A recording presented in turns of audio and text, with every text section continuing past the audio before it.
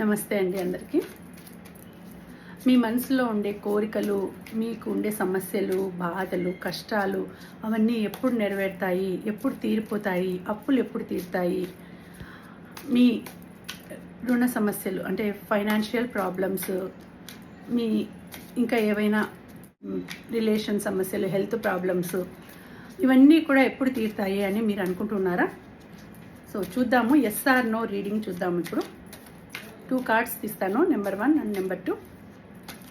మీరు మనసులో ఒక నెంబర్ అనుకోండి, ఆ నెంబరు ఎస్ వచ్చిందా నో వచ్చిందా అనేది మీరు చూసుకోండి. అలాగే మీరు అనుకోండి నెంబరు నాకు కామెంట్స్లో తెలియచేయండి, ఓకేనా?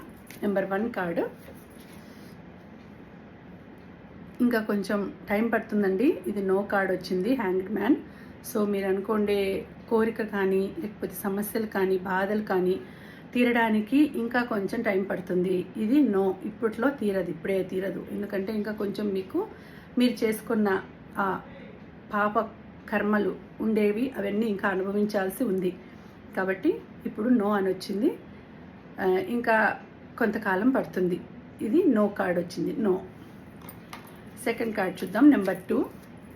నెంబర్ 2 ఏమొస్తుందనే చూద్దాం.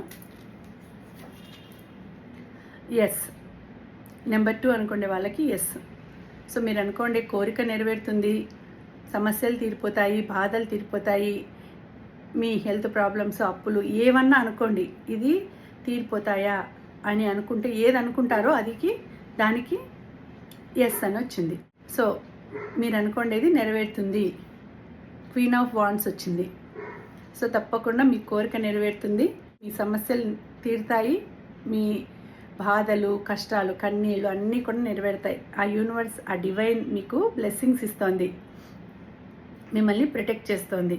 చూడండి ఎంత వెలుగు వచ్చిందో, ఓకేనా?